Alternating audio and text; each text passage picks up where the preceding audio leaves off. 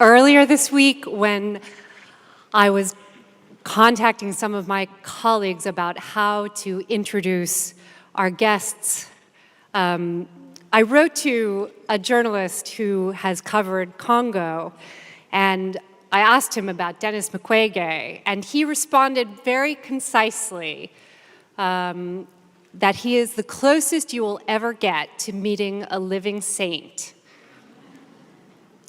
Dr. Mukwege has devoted his adult life to treating the wounds of women who have been raped. The number of patients, traumatized patients who he has treated is, I think, over 50,000. He is the world's leading authority on treating sexual violence in war, and in 2008, he was honored with the Nobel Peace Prize to the surprise of absolutely no one. But my favorite story about him is that in 2012, when he and his family were forced to flee his country for their own security, it was ordinary women who raised money to buy him a return ticket so that he could continue treating them, and he got on that plane. He will be joined in conversation with another guest who certainly needs no introduction from a middle-aged newspaper reporter. Emma Watson was an acclaimed and powerful person when she was still a little girl. And what's happened since then is maybe even more unusual, which is that she has shown how it is possible to cross over into womanhood without turning down the volume on your opinions,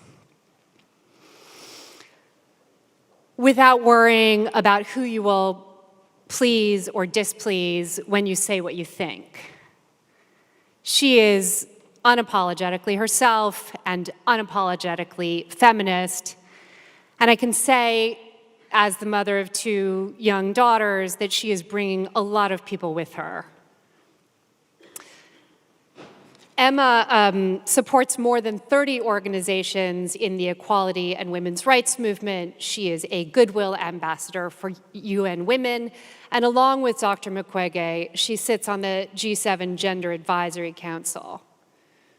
We all woke up today to the news that Alabama has all but outlawed abortion in that state, which is a reminder, I think, to all of us that this is not a struggle that was fought and won in someone else's lifetime. The New York Times is delighted to host this event with How To Academy, which brings global thinkers to London to share new ideas.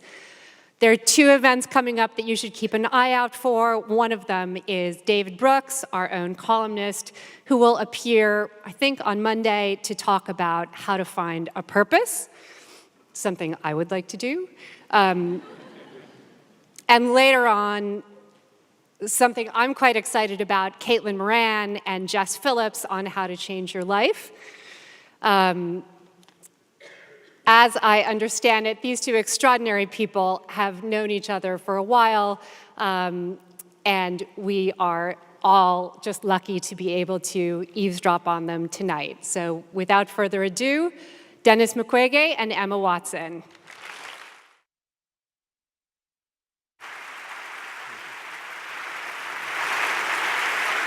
Thank you. Thank you.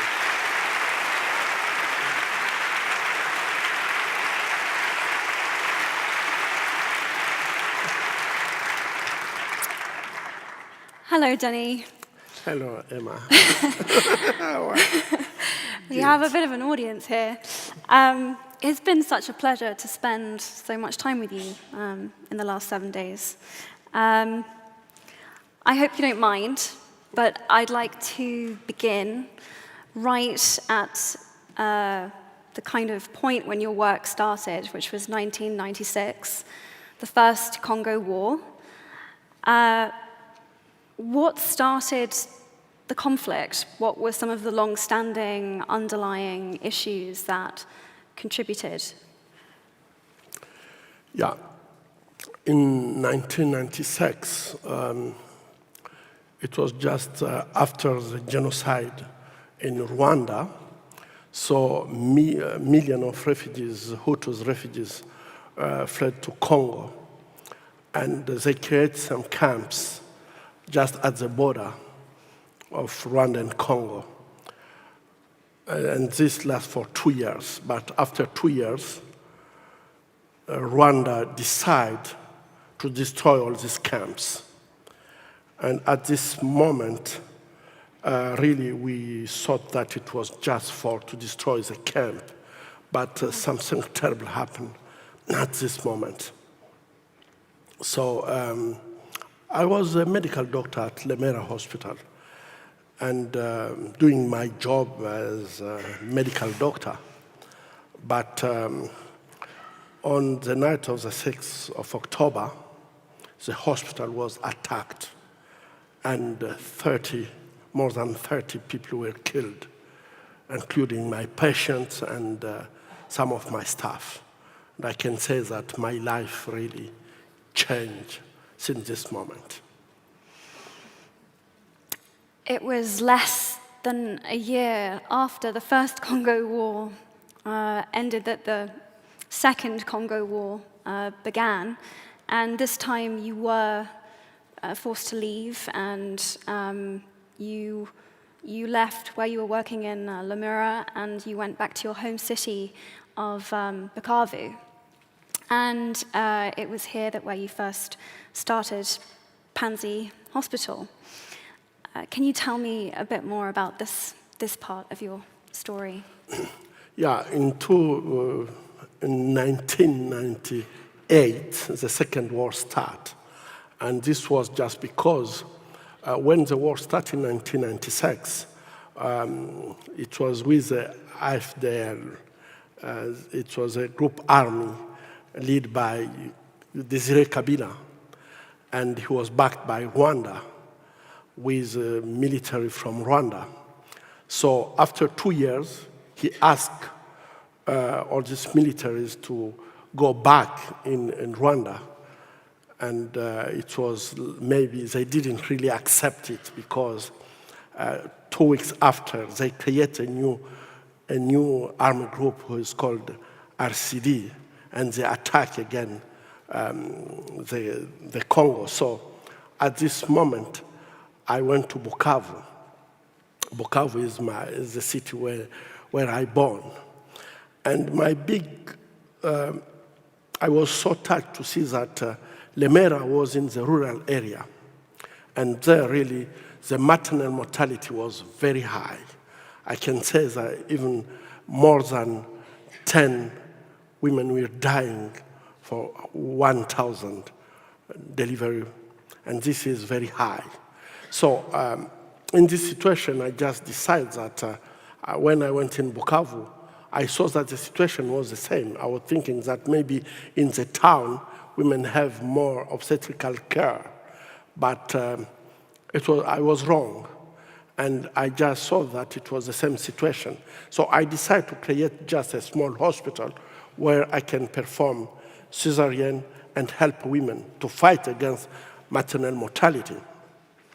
That was my goal. But unfortunately, the first patient I treated at Panzi in Bukavu area, she didn't come for the childbirth, but she came because she was raped with extreme violence. And this was a terrible thing. It was, for me, the first time to see a woman raped, but after to be raped, to get all the genital destroyed by shooting in the genital.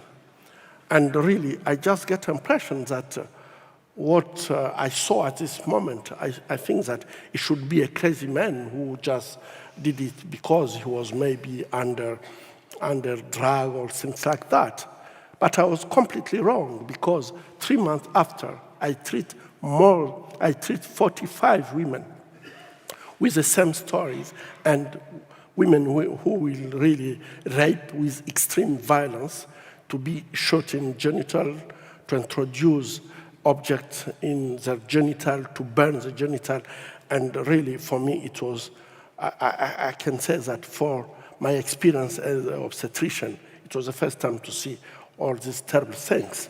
And after 3 months, I start to understand that there is really a new things were happening in my region. Rape with extreme violence was a new pathology. Wow.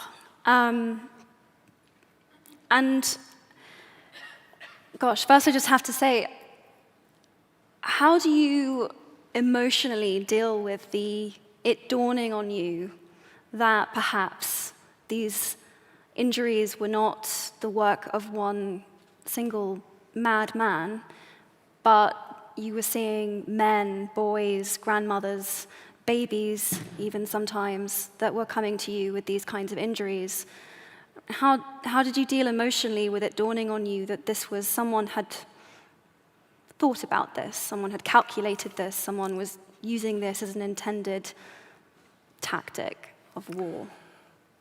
Yeah, at the beginning, really, I took my time to talk with victims and discuss with them. It was not only because I would like to know what happened, but most of the time, even for victims, it was very important to get someone who can listen to them, who can support them, and you can't support if you don't listen to what they're telling you. So at the beginning, really, I start to support them and to listen at this time in the hospital.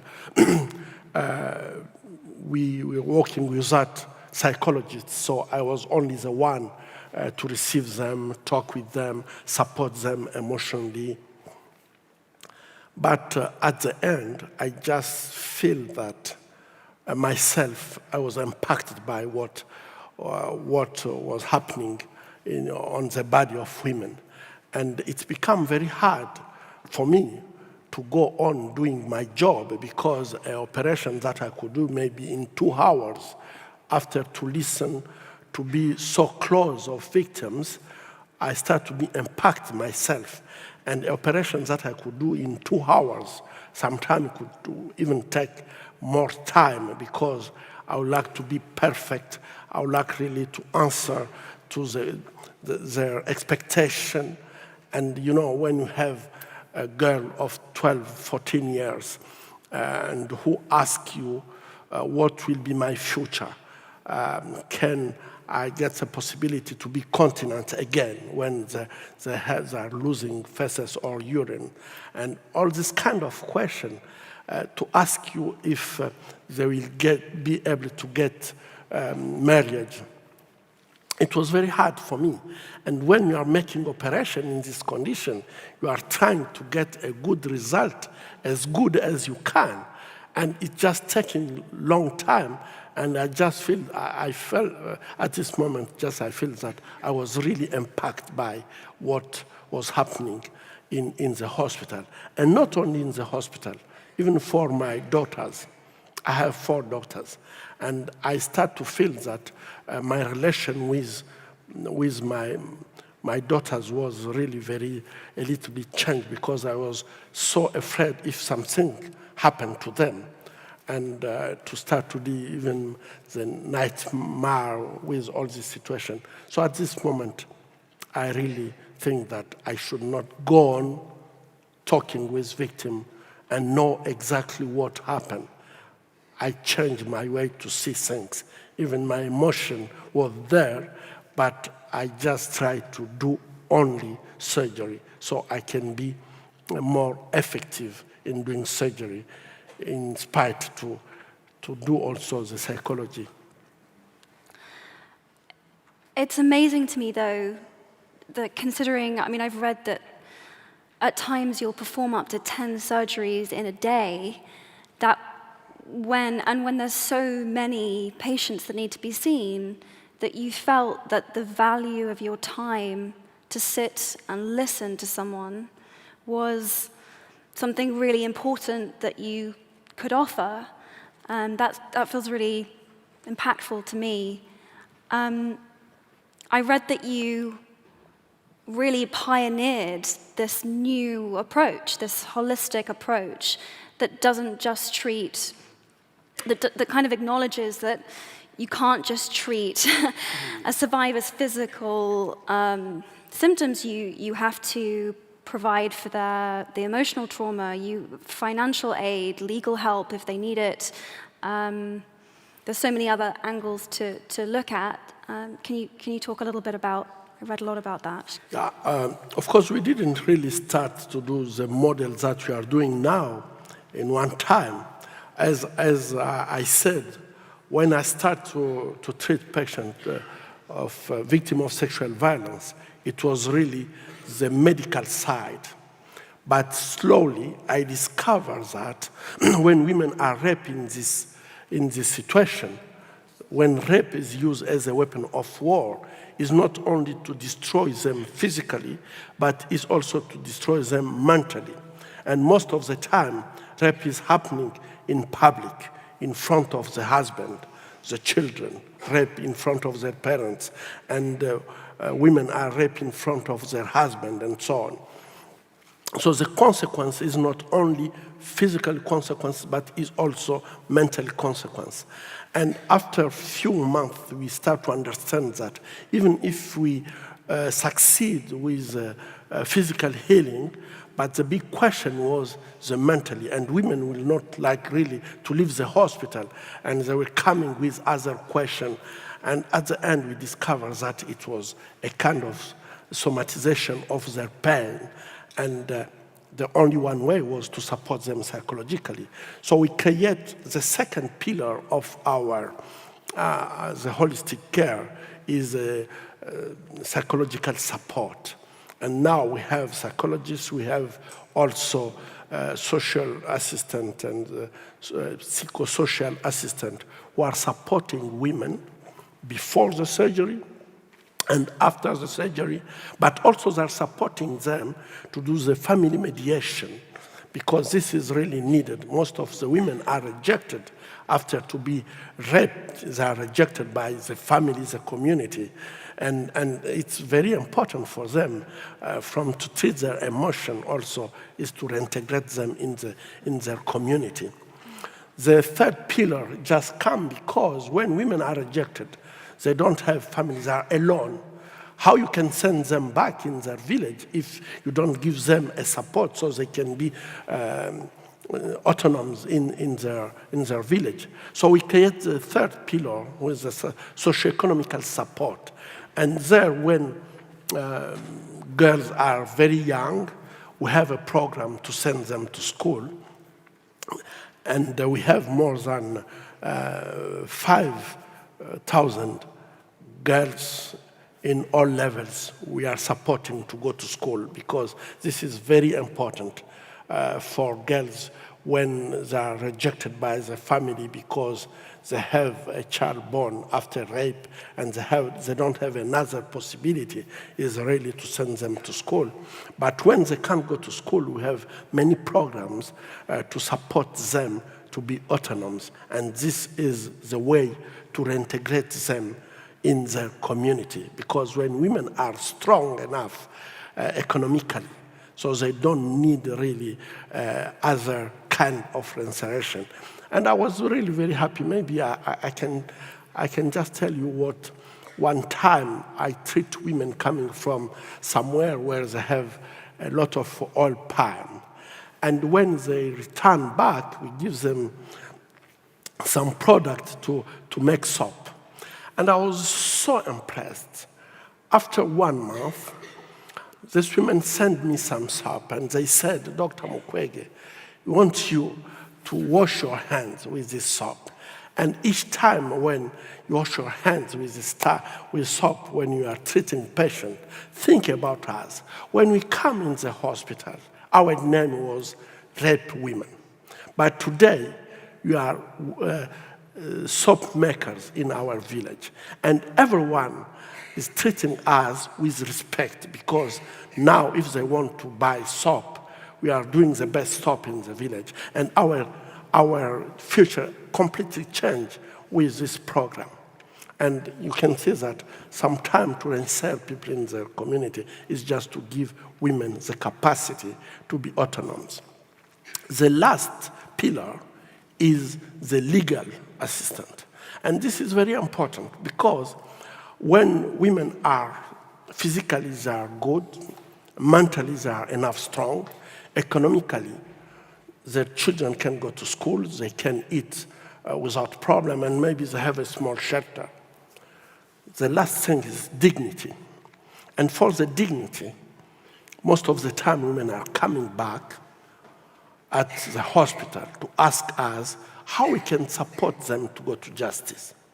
So at the hospital now we have a program with 7 lawyers who can make the files for victims and accompany them to the court. And this is really something where I think that we need to do more because the government is not helping us enough to support women to recover and restore their dignity. And the justice can help also to do reparation because for most of the women we are treating, they need this reparation. They need that the society, the community can accept that we didn't protect them enough. They need just to understand that the community recognize that they should be protected as human, and they didn't. So this recognition and reparation is really the steps that we are fighting for, and women deserve it because I think that they need to be protected, and it didn't happen. Yes.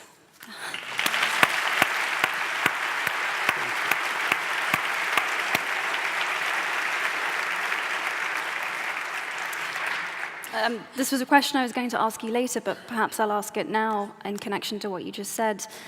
You recently worked on some language. You worked on a UN resolution with Nadia Murad, with whom you share the Nobel Peace Prize. And the resolution was almost scrapped entirely, but the language got watered down a lot by the USA. And I'm just curious how did you feel about that? How do you feel about our ability to continue to move forward and form broad coalitions when domestic politics often will kind of interfere with that? Yeah, I think that this really was, I can say, a terrible moment for me and Nadia, because to be at the UN and just to see that Russia, China, and America can come together to veto a resolution fighting for the rights of women, and especially the right of reproductive care health. I think that this was really terrible, especially for me as an obstetrician and gynecologist. How can you just think that one moment that in taking care of victims of sexual violence, you have not to talk about reproductive health care? And this really was terrible things, but I think we need to be a little bit more positive about this resolution.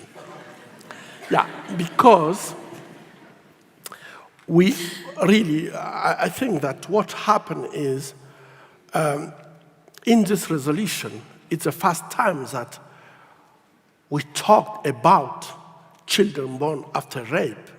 And you can't imagine how this question is very hard, not only for our community, but it's also a hard question for victims of sexual violence. Because to get children without identity, to get children without any filiation in the community is very dangerous, because it's like you have children, you don't want to give them identity. So they are very dangerous for the community. But also what I saw for women when they have children born after rape, it's like every time when this child can do something bad, all the symptoms come back again. So we need really to find how we can protect these children so they can be a problem for the victims. And for the first time, we talk about children born after rape. And I can say that this is a progress. We have really to take this progress. Can you imagine that with Yazidi women, for example, it's clear that the community said We can accept women back, but we can't accept Muslim children back.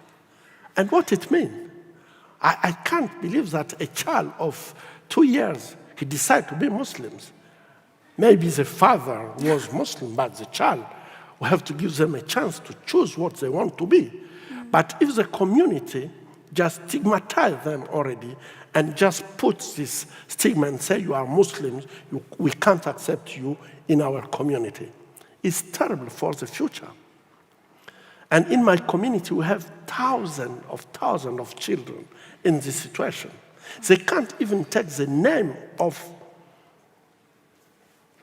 the community because the community have impression that the father of these children are enemies of the community.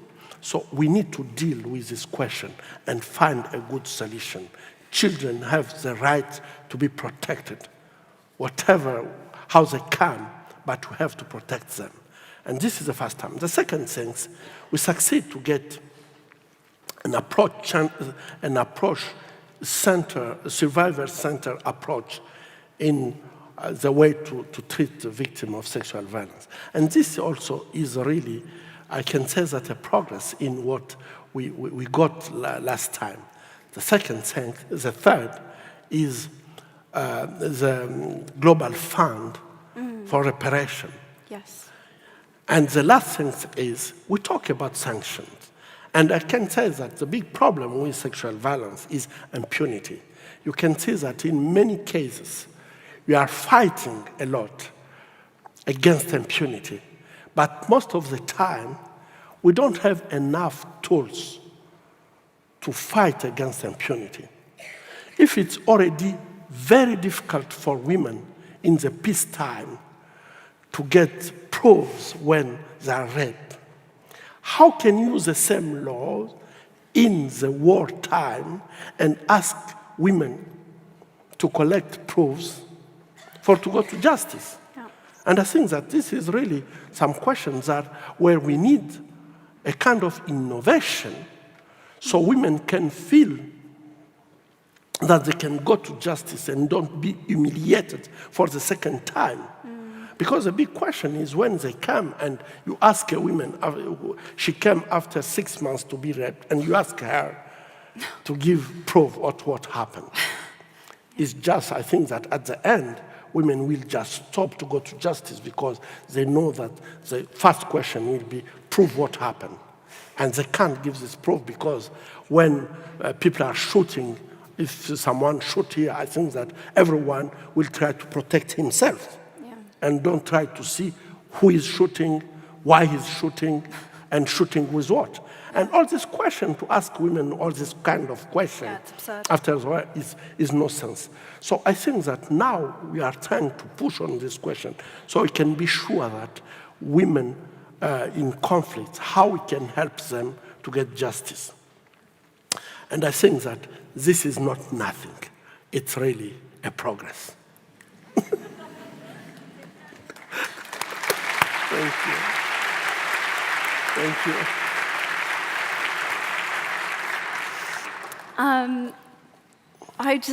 I'm just blown away by your, in the face of everything that you do and you deal with and your positivity and the fact that you continue despite all sorts of things that we'll talk about in a minute, but just, wow. One of the things that just hearing you speak now and when I was reading my notes that occurred to me is rape as a weapon of war would seem to me to be a form of terrorism.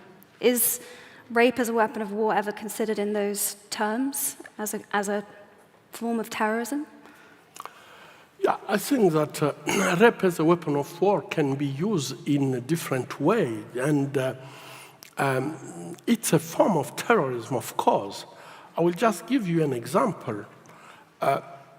In one village in Congo, this village is called Kavumu,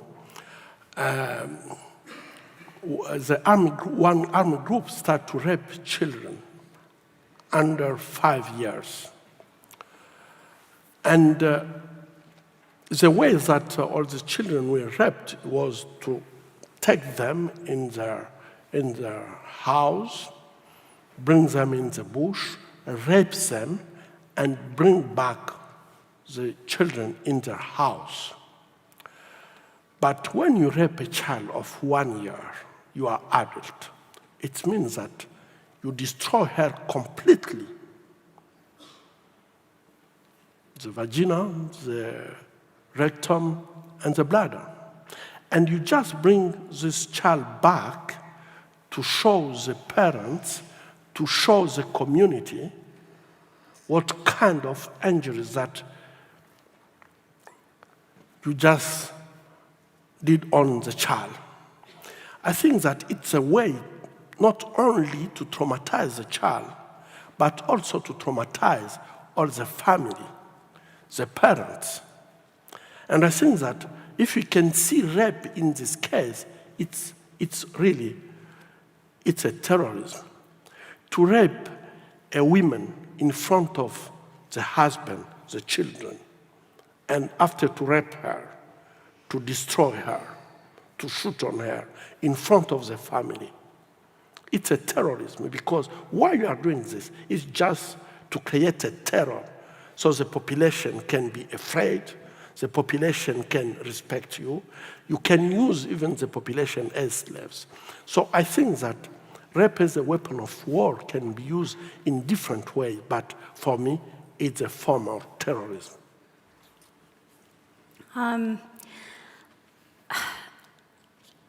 I was going to go on and talk about this, but again, I want to connect it to what you're saying now. You gave a speech in 2012 at the UN, and in that speech, you condemned the Congolese government for not doing enough to prevent these rapes. And less than a month later, an assassination attempt was made on your life. Your 2 daughters were kidnapped, and your bodyguard was shot, and he died. I can't imagine what it's like to speak about this at all, let alone in front of an enormous room of people. So, I would only ask if you feel comfortable to talk a little bit about that part of your story.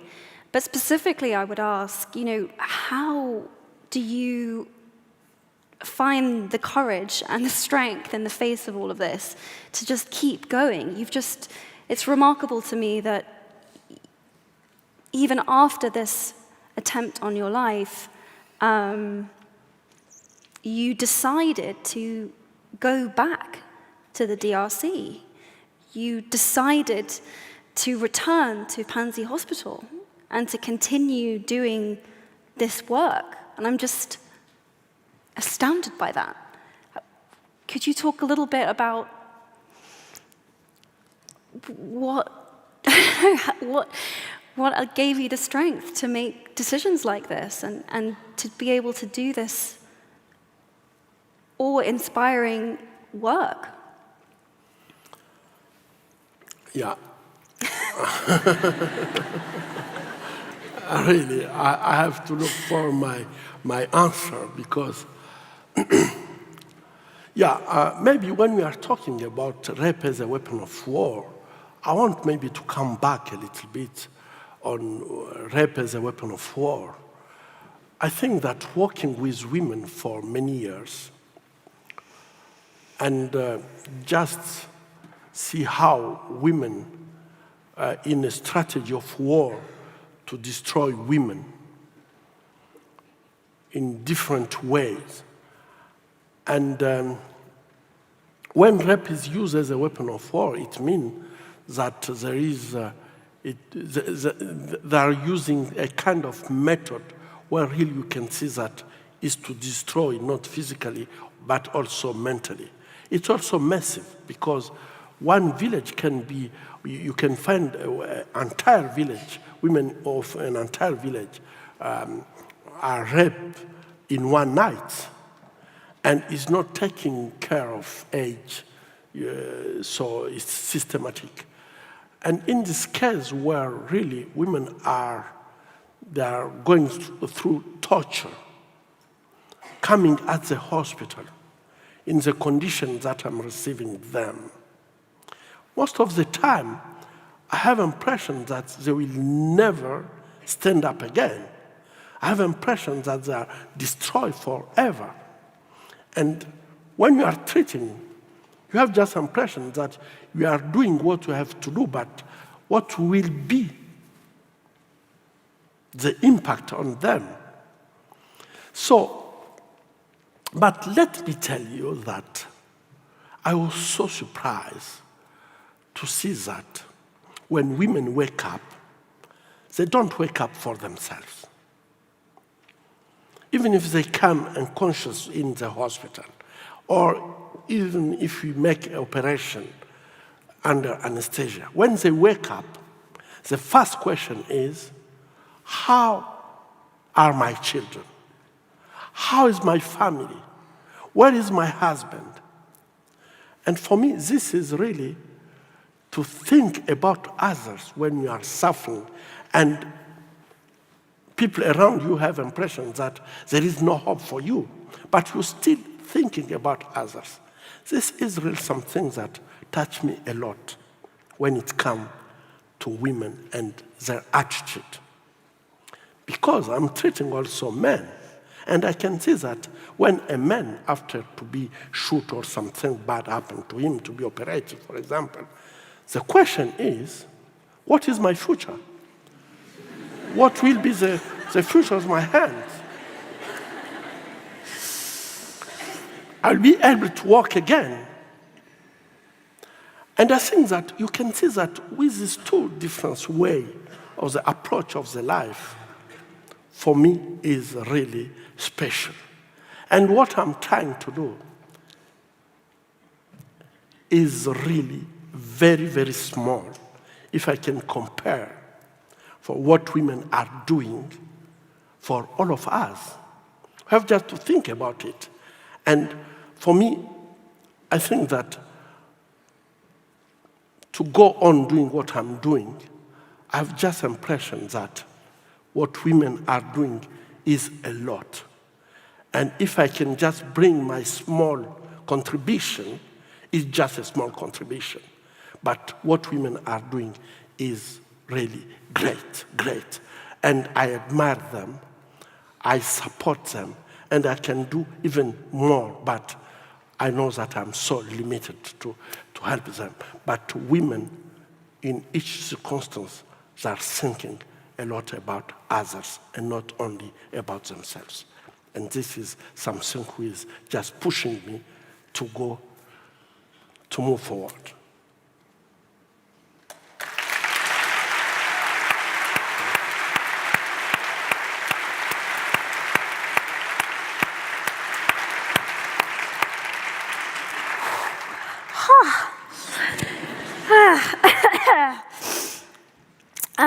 Just to take a small moment, I wanted to, just for a minute so I can catch my breath,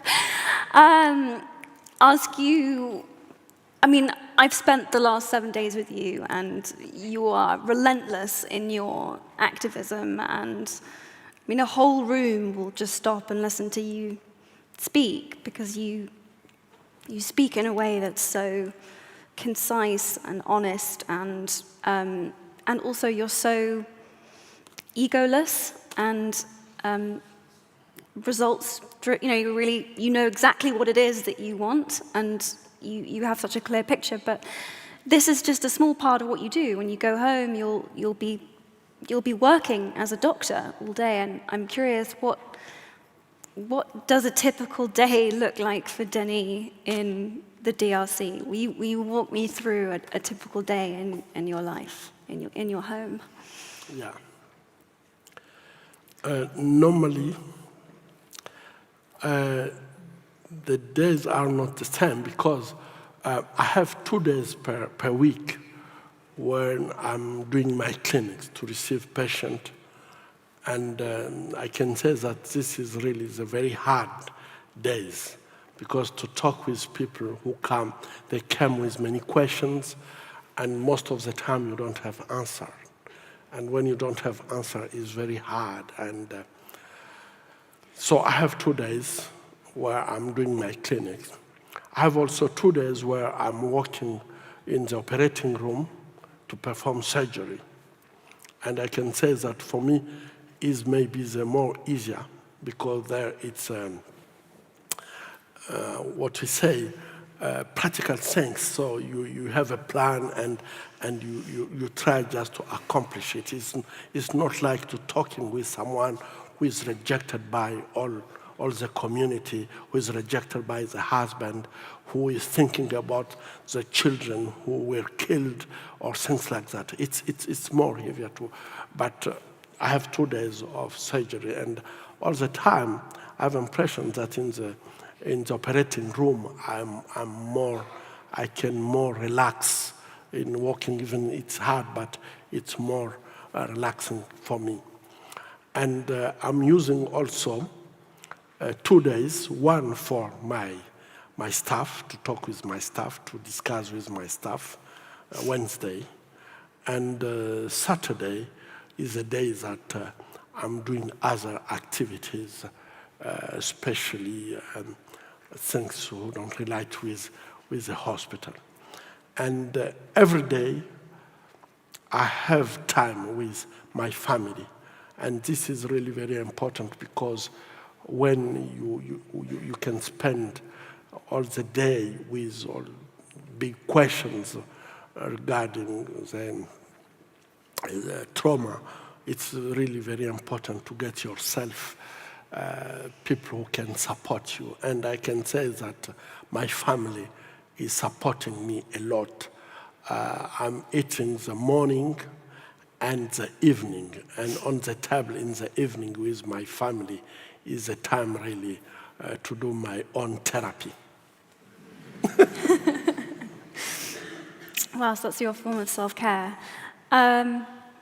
Just as a human being, I often find when someone I know is going through something really difficult, the fear of not knowing what to say when they're going through it, or what can I offer in this moment? And I'm curious.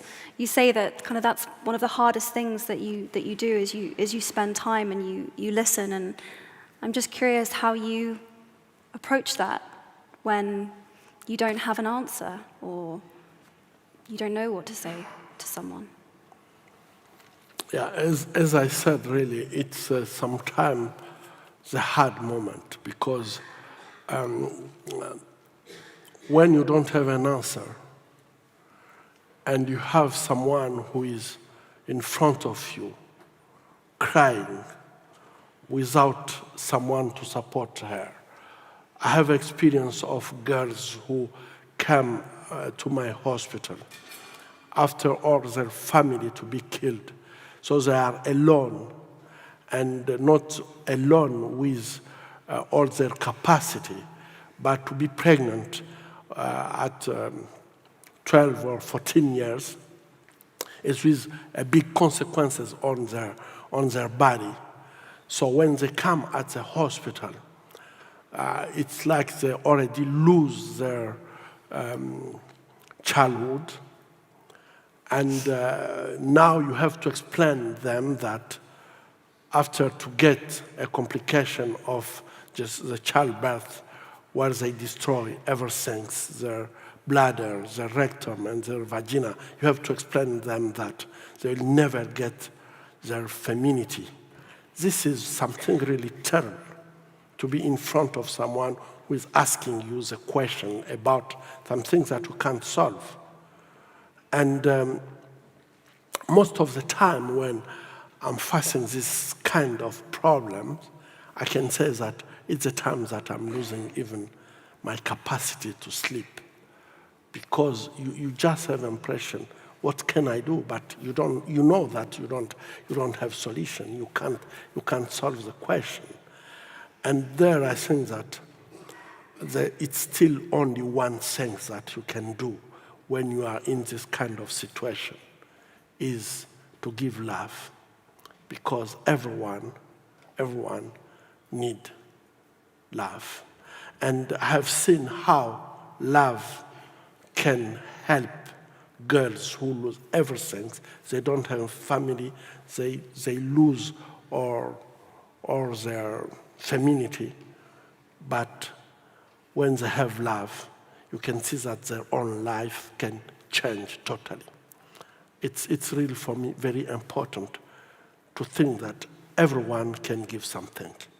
If just you think about the person who is in front of you, and maybe you can't give him material, maybe you can't treat her surgically, but you still are able to give the love.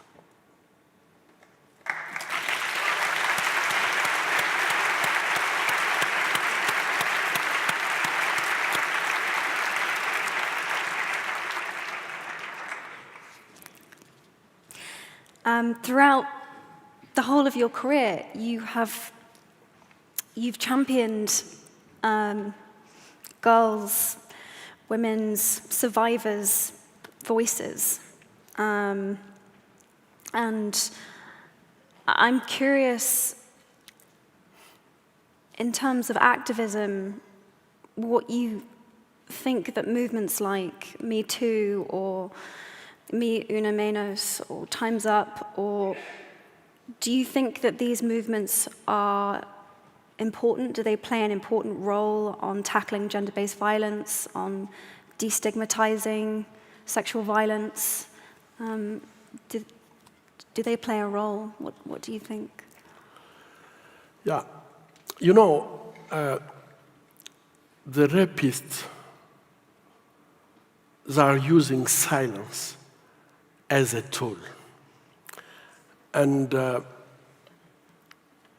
when they are raping, they are creating a situation where women can feel that it's their fault, where women can feel that if I talk about it, I will be humiliated again. So there is a kind of, to create a situation where women are forced to keep silence because they have to protect their family, they have to protect their children, and so on. So there is many reasons to don't talk about it. But my big question, why? Why women have to protect the honor of the family? Why women have to protect the honor of the community and don't protect their own body? It's a big question. And I think that to use rape in any circumstances, even in the peacetime, silence is a tool to help a rapist to go on doing these atrocities on women, because they know that women will not be able to talk about it because they want to protect not themselves, because when women is raped, they are suffering in themselves. So not to keep silence is not to protect themselves, because they are suffering inside. So it's to protect others. And this protection is not only to protect the family and their society, but is also to protect the perpetrators. So it's very important for me, for women, to speak out and really talk about when it happened. To break silence is really a strong weapon against rape in any case, in peace moment or in the war moment. And for me, all this movement is really something new. And it's a hope for me that we are on a path to fight against sexual violence. Because when we'll be able to shift the shame from women to perpetrators, there I think that all men before to rape have to think twice. But today, it's just to create a situation where women will feel guilty even if she is a victim. And this is protecting more perpetrators than victims. So I want just to tell to women here, speak out, be strong, just break the social norms and go ahead. It's not your fault.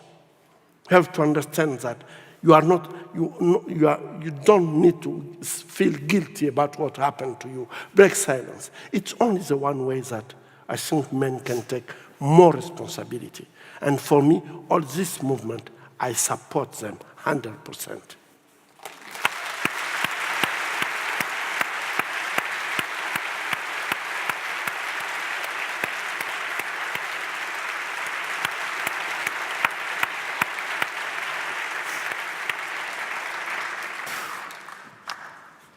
You're my hero. You are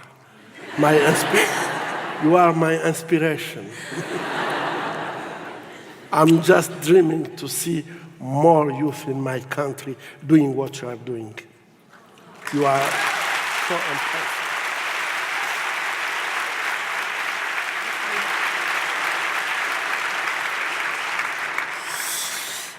I was going to ask you a question about commentators who say that the Me Too movement has gone too far, but I think perhaps I won't ask that question because the answer seems obvious. Eve Ensler is our dear mutual friend. It was through her that we first met at the City of Joy premiere in New York. She calls you a beacon for all men to follow. And I'm curious, I think that there are a lot of men in the world now that want to do something to help, that want to participate, but sometimes that don't know what to say or how to do that. And I'm curious what advice you would have for men that want to be effective allies like you. When I think of male feminist in my head, you know, it's you. And for men that want to show solidarity with us, what advice would you give? Yeah, I would ask all the women in this room to applaud the men who are here.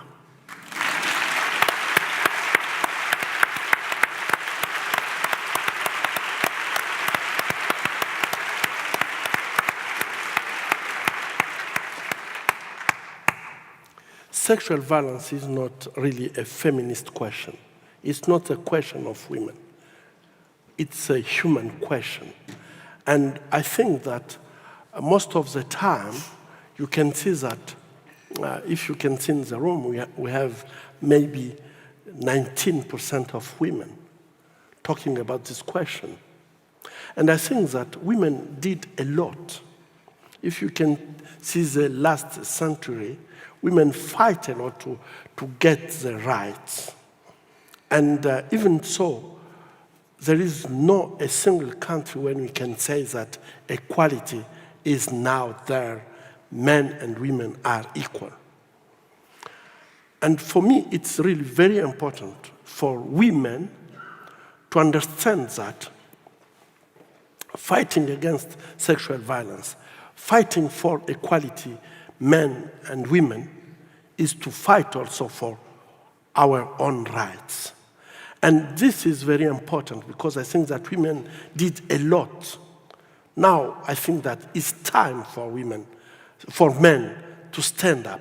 It's time for men to change the behavior and just support what women are doing. We have a lot of examples where you can see that when you support women in the community, all the community is just moving forward and with the result. And this is not what Mukwege is saying. We have statistics on it. So why have not to use what we know that can help our society to be better? So men, we have to stand up and support women. Good.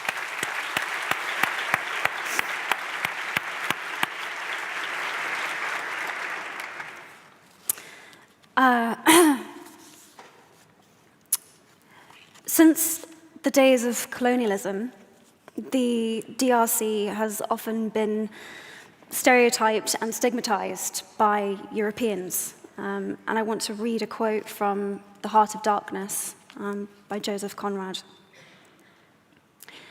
In front of the first rank, along the river, 3 men plastered with bright red earth from head to foot strutted to and fro restlessly. When we came abreast again, they faced the river, stamped their feet, nodded their horned heads, swayed their scarlet bodies. They shouted periodically together strings of amazing words that resembled no sounds of human language.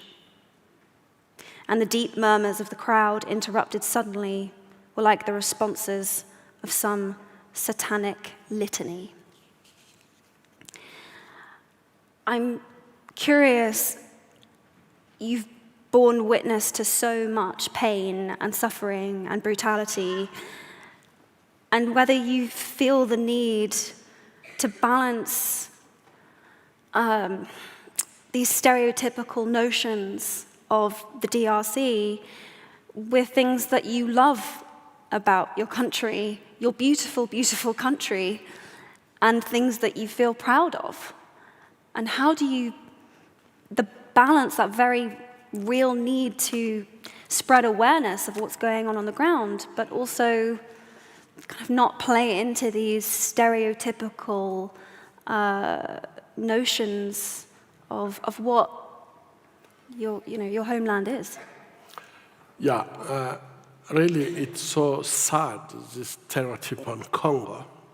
But I would like just to say that we need really to make a difference between the people of Congo and the leaders of Congo. And it's so sad because since 1 century, the leaders that we got really don't care about the population. And this stereotype maybe come from this. If you talk about, for example, the King Leopold II, during the colonialism, he was really, the Congo was his property, and 10 million of Congolese were killed just to get, to bloom the industry of car with the tire. This was terrible for Congolese people. And I think that to see the Congo and the Congolese in this group, you have to think about what happened and who is talking about the 10 million people who died at this moment. No one. After, I can say that today, we can see the kind of leaders that we have who don't care about the population. The population are starving.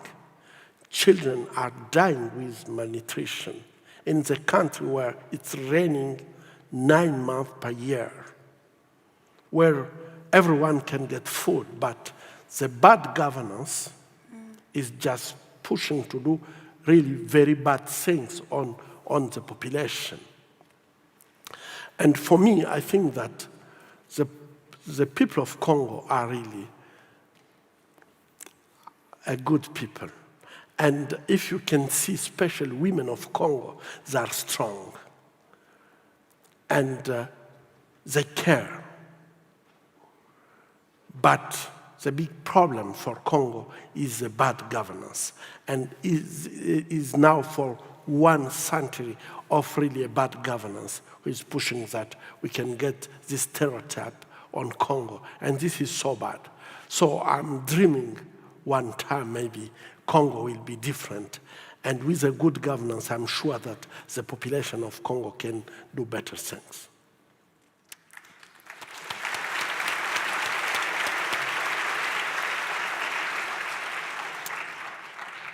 Would you share something that you love about your country, something that you love about your home?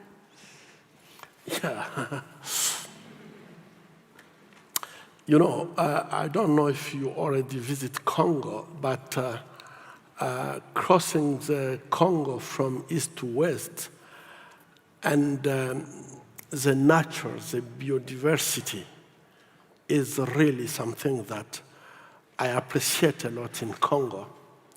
you can see that we have good lakes, we have forests, we have good rivers, we have many kind of animals and so on.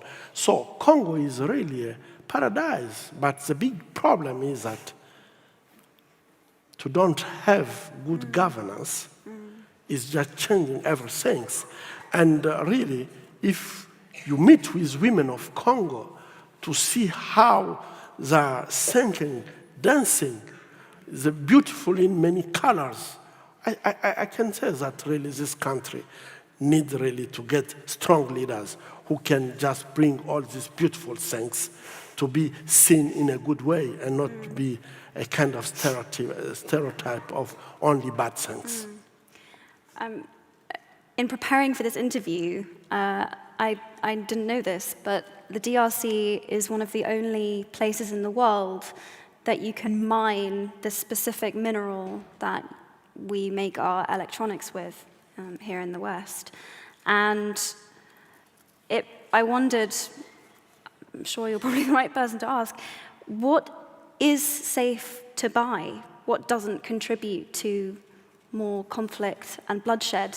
Are there ways to be mindful about which electronics and which things to buy and not buy that doesn't contribute or make things worse? I think that the problem is not what you are buying, because I think that we have capacity really to do things better. Today, the question is about the mobile telephone, and you can't get the telephone that all of us have. We can't get it without the contribution of Congo, because the telephone is using tantal, and this metal is really needed, and it's a specific metal in the mobile telephone. But I can say that the way that this mineral is exploited is really the bad way.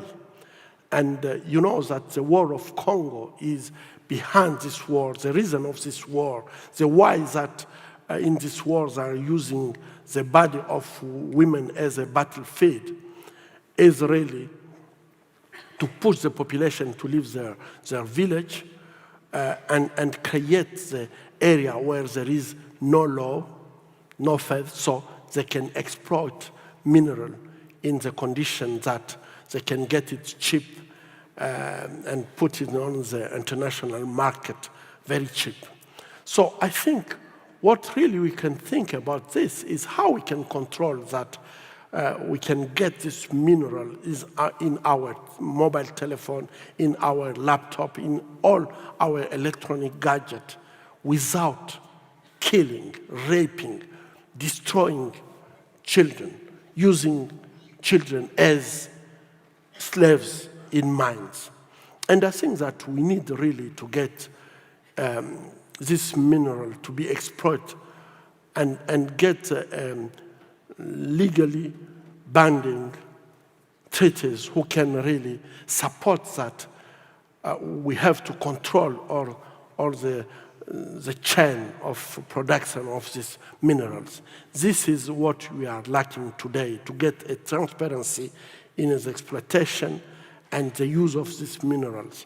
And this is very sad because the world don't want really to get this chain to be controlled.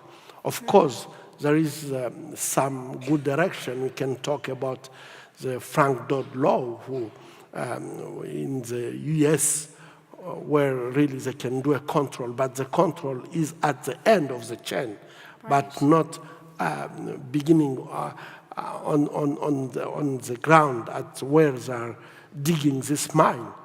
And the European Union also have a law. This law will be in vigor on the 2021.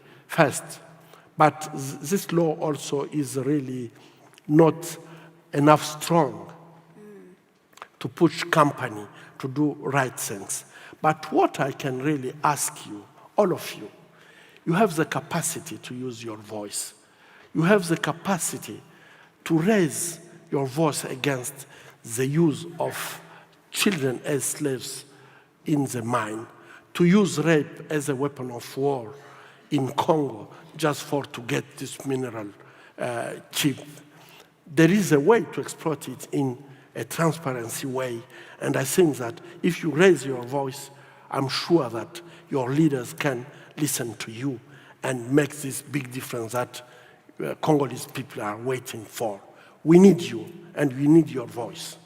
So as activists and consumers, we can use our voice to ask for stronger legislation for, Sure. yeah, around this technology, which is making huge sums of money and Exactly. Yeah. And I'm sure that if you can use really your voice, it's only the one way that I think things can happen in a good way, because in all this region we don't have companies who are exploiting, for example, dental. We don't have companies, so it's more easier to use children as slaves in mines. But I think that for our conscience and ethic and moral, how can we accept that children be used in this way? How can we accept that women can be raped just and use rape as a weapon of war in the area where this mine exists, so the soldiers can exploit it and get it on the international market? I think that really your voice can make a big difference. I recently read this quote from you that really resonated with me.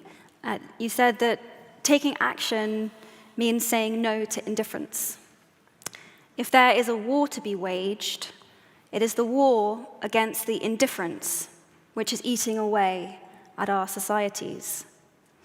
I just thought that that was so well put, and I suppose echoing my last question again, specifically around the issue of sexual violence, what can we do in this room to kind of, to combat our indifference and take some form of action or show some sort of form of solidarity, or what would you suggest?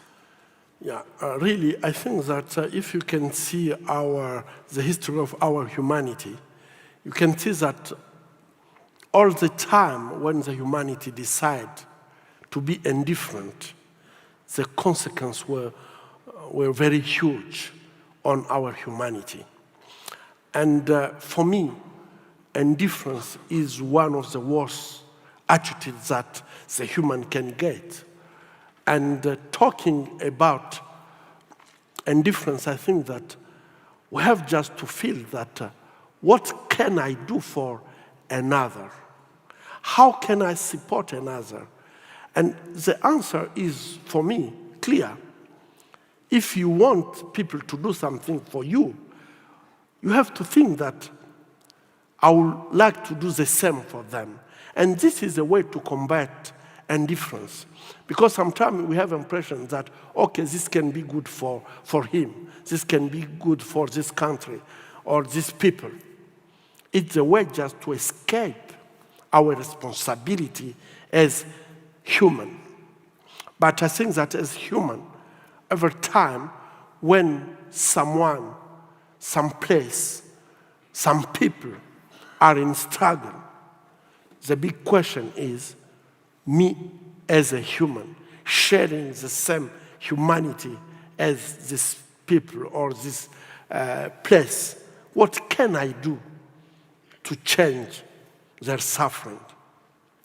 And this for me is very important in the life, because when we don't think like that, we can just let things happen, and at the end, we have all these terrible consequences that I don't want to come back on it. But you know that every time indifference is a way to destroy our common humanity.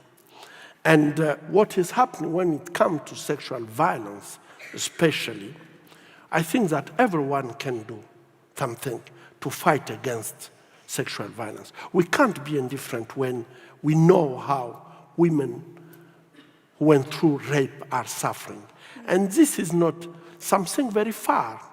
Because when we are talking about rape in conflict, for example, In Europe, people have impression that, oh, it's happening in Africa. It's something really far off us, and it's a culture. Even I heard people talking about culture. But this is very wrong to talk about culture about when it comes to rape. Yeah. And I used just to say, in Yugoslavia, it's in Europe. It's happening in Syria, in Iraq. I was in South Korea. Rape happened with the Japanese army. And when I hear women of 19 years old talking about what happened for them 70 years ago, it was the same language as the language used by girls I'm treating at Panzi 70 years after. And it's the same in Latin America. So I think that rape is really a question that we should not be indifferent, because we are all concerned by this question. And everyone can really think what he can do to make things happen. I'm a surgeon. I'm doing what I can do. Today, I'm activist to bring more awareness on this question. And I know that yourself, you are doing a lot. And I would like really, if you can address some more to, I see in the room we have many young people. Well, how do you think that we can really help others to fight against sexual violence and be really active? I would echo what you've said, which is that it's very easy to think that this is something that's just happening in a far distant, far-flung corner of the world that we will never visit or see in communities that we aren't part of. But like the most common UN statistic is that I see that this room is mostly full of young women, which will mean that almost a third of the people in this room will experience some form of violence, sexual or otherwise, in their lifetime. That's the whole of the section of this room. It's massive. This isn't an issue that will not touch us. It's going to at some point or another, which is awful. I think there's a sort of strange acceptance as women that not feeling safe, not being completely safe in our societies and in our communities is just a fact of life and is something that we have to accept. That's the way of the world. It's dangerous to be a woman. But I don't think that we do have to accept that, and I do think that there are other ways that we could live and be. And beyond that, I think we deserve it. We have to demand it. We have to believe that it's possible. We have to believe in that world. It can't be a utopia. I suppose that's what I'd say. Good. Good. Thank you. Thank you. Thank you. By the way, Pansy, the hospital that Denis works at, clearly does so much more than just a hospital. It's a symbol, truly. And if you want to support Denis's foundation and the hospital, then that is something that you can also do. I have some audience questions, if you'd be up for that.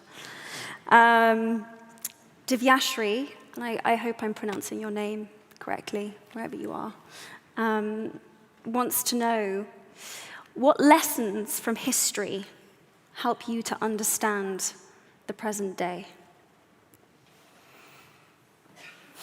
Yeah. You know, I was reading what happened in 1930, around 1930. And I have an impression that when you can see the media today, you have impression that we are not thinking a lot about what is happening around us, but you can see that hate is just growing up, and you have impression that people are talking about things regarding hate as its normal things. And people don't really, they don't feel ashamed to talk about minorities. And I'm so afraid that we really don't learn enough for what happened in the history. And you have impression that you are in a normal time. But I think that we should be aware about what is happening now. People are talking about racism, talking about other people just building wall in spite to build bridges. And I think that this is very dangerous. And I can just make the comparison, and this is a lesson for me for the history, that we should think a little bit more about what is happening today and be really clever that we don't repeat the same mistakes.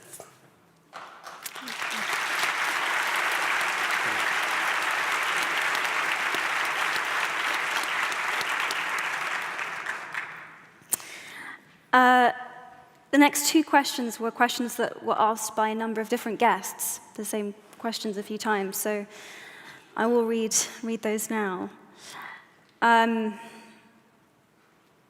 Is a full psychological recovery from rape ever possible?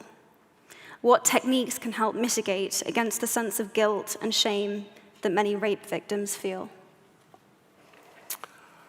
Yeah. I think that this question is really a crucial question because I don't see and think that after to be traumatized, after rape, most women who are coming at our hospital are living with the syndrome of dissociation. So it's like their life and the spirit, their body and the spirit are completely dissociated. And we can do our best to try to bring this symptom, to bring the spirit in the body. But my impression is that it's so hard to say that women can get a healing and forget what happened. So the life of all women that I met is the same. They can change their way of life, to be more activists, to fight for the right of others. But all these things is completely different of their life before to be raped. So I can say that even if you have many techniques, in Congo now we are trying to use the musicotherapy and see how this can support. We have art therapy, we have many things that we are doing to try to see how we can support women. And we can see that women are really becoming very strong and fighting for their rights and so on. But you can see in the attitude that when someone rapes you, deny your humanity, put you in a condition that you have this feeling that you are not a human at all, it's very hard to become normal. You can just change your way to get a positive way to live, but you can't really say that it's already finished in my life. So I think that we have many techniques, but it can just transform maybe the pain in power, but not to change completely the life when it's happening, the life of a woman. I want to ask one more question before we have to conclude, unfortunately. Yeah. Who has inspired you? Is there a particular mentor that you've had? Is there a particular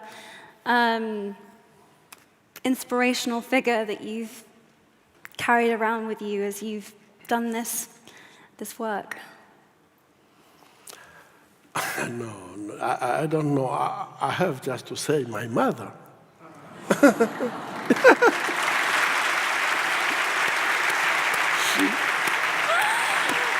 You're killing me, Danny. You're killing me. She's my mentor. She's your mentor. Exactly. Wow. I don't know how to thank you for giving up your limited time to be here and have this conversation with us. I don't know how to thank you for being so inspiring, and just thank you so much for being here and doing this with me and everyone who's in this room. We are indebted to you. We are awe-inspired by you. We thank you. We deeply thank you. I want really to thank you for what you are doing. I know how you are committed for women around the world, and what you are doing is so inspiring. And I hope that if really you can bring more young women as you to fight for the right of others, as you are doing, I think that you can make really a big change of our world. And I hope that maybe one day you will come in Congo and just talk to women of Congo. I think that this will make a big difference for us. Thank you a lot for what you are doing. We would love to do that. Thank you.